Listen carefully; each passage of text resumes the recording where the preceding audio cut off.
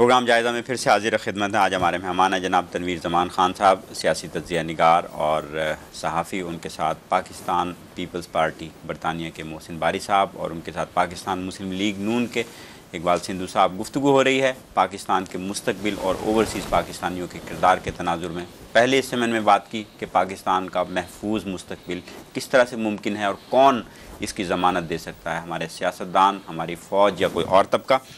अब हम बात करेंगे कि यहाँ हम जो प्रोग्राम करते हैं आम तौर पे उसमें हम मसाइल की निशानदेही भी करते हैं और बहुत सारे मसाइल ऐसे हैं जिन पे हम बहुत ज़्यादा तशवीश में मुब्तला भी हो जाते हैं। तो क्या हम यहाँ बैठ के अपने मुल्क के हालात को बेहतर बनाने के लिए बातों के अलावा भी कुछ कर सकते हैं कि नहीं कर सकते हैं? मोहसिन बारी साहब, आप एक तवील मुद्दत से लंदन में रहते हैं। पीपल्स पार्टी की क़यादत हर अच्छे बुरे मौसम में आती जाती रहती है। तो क्या हम यहाँ बैठ के सिर्फ सियासी जमातों की क़यादतों के झंडे उठा सकते हैं या इसके अलावा भी अपने मुल्क की बेहतरी के लिए कुछ हमें करना चाहिए या कर रहे हैं? फैज़ान साहब, बड़ा अच्छा आपका ये सवाल है। मैं समझता हूँ कि मैं जब इस मुल्क में आया था जी, उस वक़्त पाकिस्तान में ज़ियाउल हक़ की आमरीत थी उस वक़्त। और जब मैं यहाँ आया तो मुझे जो मौका मिला था वो अपनी पाकिस्तानी जो इंटेलेक्चुअल, जो यहाँ के बसने वाले कारोबारी शख्सियत, तो उनको सिर्फ एक ही दर था, ठीक, वो दर था पाकिस्तान का। और उस दर के लिए उन लोगों ने बहुत मेहनत की कि इस डिक्टेटर से जान छुड़वाई जाए। तो वो यहाँ पर बैठ के पाकिस्तान हाई कमीशन के बाहर महीनों सालों से वो डेमोन्स्ट्रेशन और भूख हड़तालें कर रहे थे। तो किसने जान छुड़वाई हमारी ज़ियाउलत से? उसके बाद उनकी कोशिश होती थी कि यहाँ के जो लोकल MPs हैं उनके साथ राब्ते में रहा जाए, यहाँ की मौजूदा हुकूमत के साथ रहा जाए, ताकि उनको ये बावर कराया जाए क्योंकि ज़ियाउल हक़ खुद एक इनकी पैदा किया हुआ एक इंसान था। ये लोग उसको सपोर्ट कर रहे थे क्योंकि वो अफ़गान वार के ऊपर इनके साथ बैठा हुआ था और वो रशियन के खिलाफ एक जंग हो रही थी। ठीक, और यही सिलसिला मैंने ये देखा और वही ट्रेनिंग हम लेके चलते रहे। और यहाँ पर देखा कि मोहतरम बेनज़ीर भुट्टो जब इज़राइल में आई तो हमने मुशर्रफ के ख़िलाफ़ भी वही एक जो तरीका था कि आमरीत से जान छुड़ाने का, और मोहतरमा ने बिल्कुल दिन रात उस पर मेहनत की कि जनाब इन डिक्टेटरों से निकलने के लिए ज़रूरी है कि यहाँ के पाकिस्तानियों को, यहाँ के जो लोकल मीडिया उसके ऊपर, यहाँ के जो मेंबर ऑफ पार्लियामेंट्स हैं उनसे मिला जाए, उनसे बताया जाए उनको। और वो उसका नतीजा निकला कि आज जनरल मुशर्रफ जैसी आमरीत से हमने जान छुड़वाई। यानी आपके ख्याल से परवेज़ मुशर्रफ की जो भी आमरीत या डिक्टेटरशिप थी उससे निजात दिलाने में ओवरसीज़ पाकिस्तानियों का अहम हिस्सा है? मैं समझता हूँ बहुत बड़ा हिस्सा है, बहुत बड़ा हिस्सा। तनवीर ज़मान साहब, आप इस बात को मानने को तैयार हैं कि यहाँ ओवरसीज़ पाकिस्तानी जो बरतानिया यूरोप में आबाद हैं, क्या वाकई उन्होंने परवेज़ मुशर्रफ साहब को जो है इक़्तिदार से हटाने में कोई मौसर किरदार अदा किया है या कंट्रीब्यूट किया है? देखें जी, यहाँ पे जो पाकिस्तानी हैं, ओवरसीज़ पाकिस्तानी, इसमें 2-3 तरह के लोग हैं जी।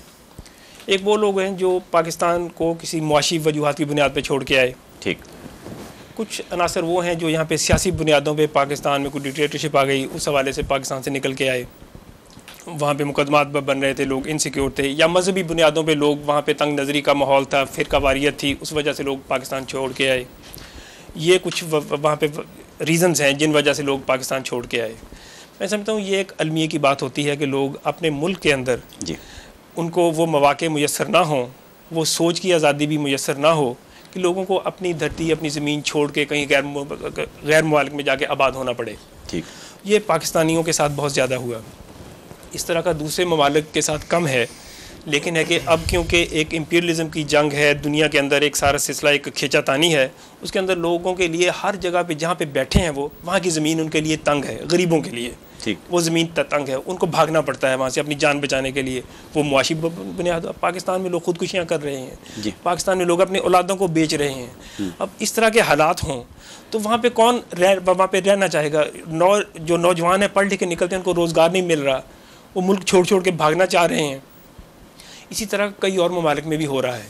तो ये जो एक फिनोमेना है एक गैर मुल्कों में भागने का, ये अपने तौर पे एक इसके अंदर दुख है, ये एक अपने तौर पे अच्छी चीज़ नहीं है। लेकिन जब ये लोग बाहर आ जाते हैं, अब जैसे बरतानिया में लोग आ गए, अब बरतानिया में लोगों की दिली और दिमागी अटैचमेंट वही है जहाँ पे वो पैदा हुए थे, बड़े हुए, उनका एक कल्चरल लिंक हुआ, उनका एक माँ बाप का, उनके आबा व अजदाद का उस ज़मीन के साथ एक लिंक है, उन्होंने बचपन वहाँ पे अपना निभाया, गुजारा, जवान हुए तो बाहर आ गए।